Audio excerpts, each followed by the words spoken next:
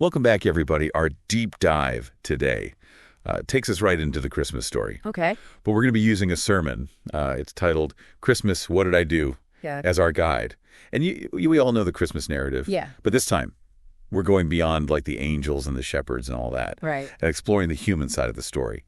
Mary and Joseph's journey, chosen for this incredible event. Yeah. World-changing but facing doubt, hardship, even social ruin. Yeah. How would you react? It's easy to get caught up in all the kind of miraculous elements. But this sermon really brings to light the raw human experiences they must have faced. Right. And the sermon speaker hits us with this thought-provoking phrase, God rarely moves and positions his people in a straight line. That really resonated with me. Yeah. What's your take on that? Not just in the context of the Christmas story, but for us today. Yeah, I think it's a reminder that God's ways aren't always our ways. You know, we often want the quickest, most efficient path to our goals. But God seems more interested in the journey itself, the twists and turns that shape us along the way. Like when you're on a road trip. Sometimes that scenic route with all its unexpected stops and detours ends up being more memorable than just taking the highway. Exactly. And the sermon uses a great example from the Gospels, Jesus' journey through Samaria. In John 4.1, it wasn't the most direct route, but that detour led him to a profound encounter with the Samaritan woman at the well, opening up a whole conversation about faith and salvation.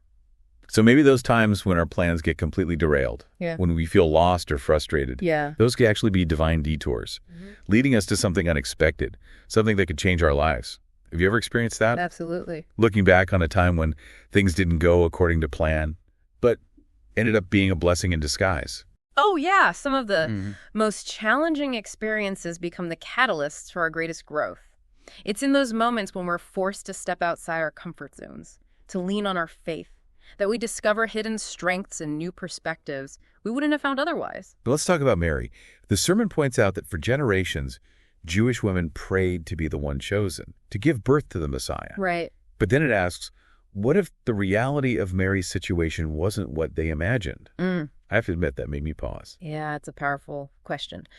We tend to romanticize the Christmas story, but the sermon challenges us to consider the weight of Mary's situation. Imagine being a young, unmarried woman, pregnant in a society where that brought immense shame. Yeah, I can only imagine the fear and anxiety she must have felt.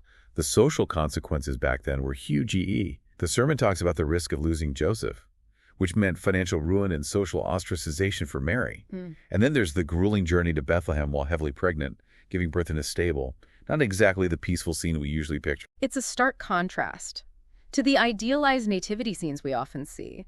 The sermon really brings home the harsh realities of Mary's experience. It really makes you wonder, at what point would you start questioning God's plan if you were in Mary's shoes? It's a thought-provoking question. It invites us to empathize with Mary on a deeper level, to see beyond the traditional narrative and grasp the immense courage and faith it took for her to embrace her calling. And speaking of courage and faith, we can't forget about Joseph. The sermon reminds us that he had his own dreams and aspirations. Right. And then suddenly his world is turned upside down. The sermon speaker even asks, don't you think that Joseph had plans and dreams from a guy's perspective? I know he did. It's a great point. We often focus so much on Mary's experience that we overlook Joseph's internal struggle. Imagine the shock, hurt, and confusion he must have felt. And yet, he chose to trust God, to stand by Mary, even when it meant defying social norms and risking his own reputation. That must have taken an incredible amount of faith. He didn't have an angel visit him like Mary did, but he still chose to trust God's plan. Absolutely. And that brings us to a crucial point the sermon makes. Just because things are hard doesn't mean we're off track. In fact, sometimes difficulty can be a sign we're right where we need to be, facing the very challenges that will shape us and prepare us for what lies ahead. It's easy to assume that if things are tough, we must be doing something wrong. But the sermon flips that on its head. Right. Saying that hardship doesn't equal being outside of God's will. Exactly. And the reason for that, the sermon argues, is that the enemy wants us to doubt and give up when things get tough. It's like he throws obstacles in our path, hoping to derail us from God's plan. And, the sermon uses the example of Israel at the Red Sea. They were trapped. Yeah. With the Egyptian army closing in. And it seemed like all hope was lost. But God had a plan all along. He parted the sea, delivering them from certain defeat. It's a powerful reminder that even when things seem impossible, even when we feel like we're at the end of our rope, God is still working, still capable of doing the miraculous. It's like those moments when we're facing a Red Sea in our own lives. Those times when everything seems to be going wrong and we're tempted to give up. What if those challenges are actually part of a bigger plan? Like God is using those obstacles to refine us, to strengthen our faith, and to prepare us for something greater than we can even imagine. Yeah, it's a powerful shift in perspective. Instead of seeing challenges as roadblocks, we can start viewing them as opportunities for growth, maybe even divine appointments that are shaping us for a greater purpose. And here's something else that stood out to me from the sermon. It talks about how just as Israel experienced miracles in the desert, Mary and Joseph also encountered incredible blessings amidst their struggles. Right. But there's a cautionary note. Yes, this sermon points out that even though God provided for them time and again, Israel often dwelled on the hardships and forgot about those miracles. And honestly, I think we're all prone to do that sometimes. We focus on the negative, the things that are going wrong, and miss those little glimpses of God's grace and provision all around us. It's like we get so caught up in the daily grind, the stress and challenges, that we forget to look for the good, the evidence of God working behind the scenes. The sermon uses the example of the wise men arriving in Bethlehem. It wasn't immediate they showed up. Months, maybe even a couple of years after Jesus' birth. Can you imagine what that must have been like? Suddenly this exotic entourage shows up in this tiny village. Talk about a buzz. And not only did they bring gifts to worship the newborn king, but those gifts also provided practical help, financial support for a young family who had been on the run. It's a beautiful picture of God's provision, sometimes arriving in the most unexpected ways, but it's also a reminder that God's timing is not always our timing. We might be praying for a miracle, for a breakthrough, and it might not happen right away. But that doesn't mean God isn't working. Maybe he's using that time of waiting to prepare us, to shape our hearts, to make us even more grateful when the blessing finally arrives. It's that whole idea of delayed gratification. Sometimes the things we wait for, the things we work hard for, are even more precious when we've had to exercise patience and trust in the process. Absolutely. And it makes me think about the question the sermon poses. Why couldn't God have made things more organized and less messy? Why put Mary and Joseph through all that hardship, especially considering the monumental role they were chosen for? That's a question I think we've all asked at some point. It can be hard to understand why God allows certain things to happen, especially when they involve pain and suffering. But the sermon offers a really intriguing perspective on this. It suggests that the seemingly random events, the chaotic nature of their journey, actually serve a purpose. They authenticate the story because they fulfill Old Testament prophecies. It's like all those seemingly disconnected pieces of Scripture suddenly clicking into place. Yeah, exactly. The sermon uses the example of the prophecy in Matthew 1.22 about the virgin birth. It was a seemingly impossible event, but it happened exactly as God had foretold. Centuries earlier, God was demonstrating his power and sovereignty, even when it looked messy and confusing from a human perspective. Speaking of different perspective, the sermon also highlights the contrast between Mary and Joseph's reactions and the shepherd's response to Jesus' birth. Remember in Luke 2.20, the shepherds simply praised God. They didn't question or doubt. It's a reminder that we all process and respond to things differently. Mary and Joseph, carrying the weight of their unique situation, grappled with fear, uncertainty, and probably even resentment at times. Yet the shepherds, perhaps with a simpler, less burdened perspective, were filled with pure joy and awe. It's a beautiful illustration of the diversity of human experience and how God meets us right where we are, in the midst of our complex emotions and individual journeys. And then just when things seem to have settled down, for Mary and Joseph, they get new instructions. Flee to Egypt, Matthew 2.13. Talk about a roller coaster ride. Seriously, it's like every time they thought they could catch their breath, something else came up. But this is a perfect example of how God's plans rarely stay static. He guides us step by step, often in ways we don't anticipate. We might think we've got it all figured out, that we're on the right track, and then, bam, God throws a curveball our way. And in this case, that curveball was fleeing to a foreign land to escape Herod's murderous rage. It was a dangerous and uncertain journey, but it also fulfilled prophecy, showing that God was in control, even when it seems like evil was winning. So what can we take away from this? For our own lives, it seems like one of the main themes of this sermon, in this whole deep dive, is that God's plans are often unexpected, sometimes even messy and chaotic. That's a great observation. I think what this sermon is trying to tell us is that we need to let go of our need to control everything, to have all the answers. God's ways are higher than our ways. And sometimes that means surrendering to the unknown, trusting that He's leading us, even when we can't see the full picture. Like being okay with the detours, even embracing them as opportunities for growth and adventure. Exactly. And sometimes those detours lead us to incredible destinations, places we never would have discovered if we had stuck to our original plans. And this idea of surrendering to the unknown, trusting in God's guidance, even when things are tough, it's something that's especially relevant during the holiday season, wouldn't you say? Absolutely. We're often bombarded with messages about creating the perfect Christmas, having everything just so. But life rarely works out that way. There are unexpected challenges, family drama, financial stress, and all sorts of things that can derail our plans and steal our joy. So how do we navigate those inevitable bumps in the road, those moments when Christmas feels anything but merry and bright? Well, the sermon offers a really practical suggestion. It challenges us to change the questions we're asking.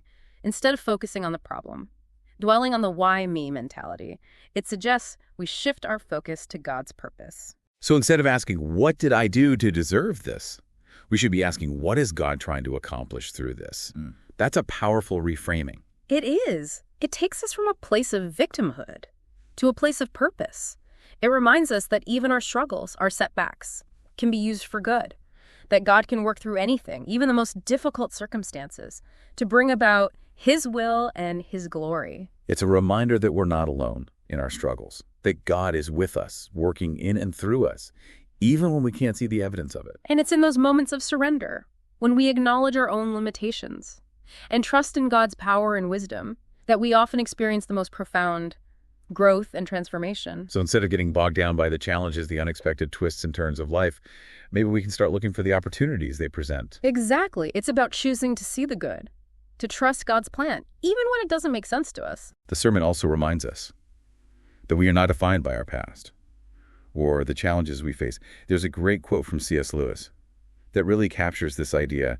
You can't go back and change the beginning, but you can start where you are and change the ending. I love that quote. It's so empowering. It reminds us that we always have a choice, even when we feel trapped or limited by our circumstances. It's about taking ownership of our lives right, not letting our past dictate our future, but using our present choices to shape the direction we want to go. And that direction, ultimately, should be toward God. The sermon emphasizes that.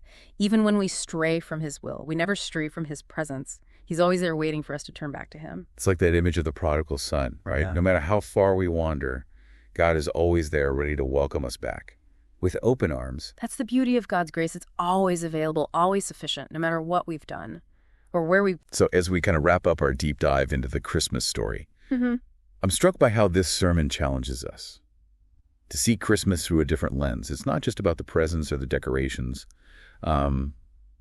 It's about remembering the real people at the heart of it all. Right. Mary and Joseph, and the baby Jesus who entered the world in such humble circumstances. And the sermon reminds us that their journey wasn't a fairy tale. It was filled with very real challenges, anxieties, and unknowns. No. Yet through it all, they chose to trust God, even when His plans didn't make sense. From a human perspective, It's like this sermon is calling us to embrace the messiness, to acknowledge that even the most incredible world-changing events often involve very human struggles. And that's okay. Oh, yeah. It's real. It's relatable. Absolutely. And I think that's one of the most powerful takeaways from this whole deep dive. God can use anyone, even seemingly ordinary people like Mary and Joseph, to accomplish extraordinary things. It's not about our perfection. It's about our willingness to surrender to His plan, even when it's difficult, even when it's confusing. And the sermon makes this really interesting point about hardship being a part of the process. It argues that sometimes those detours, those moments when we feel like we're off track, are actually signs that we're right where we need to be, facing the very challenges that will shape us and prepare us for what lies ahead. It's a counterintuitive idea, isn't it? But think about it. When have you experienced the most growth in your life? Has it been during times of ease and comfort? Or during those seasons of struggle and adversity? It's definitely in those moments when we're pushed to our limits, forced to rely on something bigger than ourselves, that we discover our true strength and resilience. And those are the qualities that God uses to shape us, to refine us, to make us more like Him.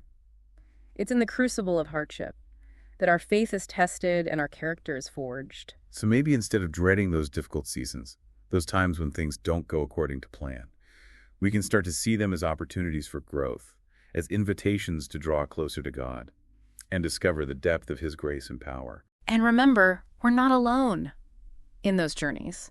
The sermon reminds us that even when we stray from God's will, we never stray from His presence. He's always there, walking alongside us, even when we don't feel Him. It's like having a constant companion, a guide who knows the way, even when we're lost in the wilderness. Exactly. And that's the essence of the Christmas message, isn't it?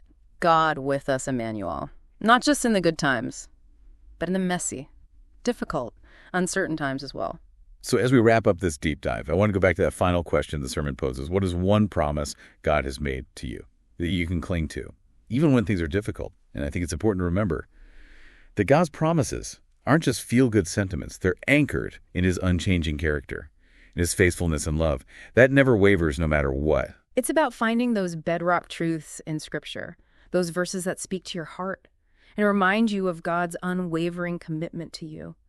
Maybe it's a promise of comfort in times of sorrow, strength in times of weakness, or guidance when you feel lost. Whatever it is, write it down, memorize it, and hold on to it like a lifeline when the storms of life come crashing in. Because ultimately that's where our hope lies. Not in our circumstances, not in our ability to figure everything out, but in the unchanging, unwavering love and faithfulness of our God. And that's a pretty amazing truth to carry with us, not just during the Christmas season, but all year round. Thank you for diving deep with us today. We'll be back next week with a new topic.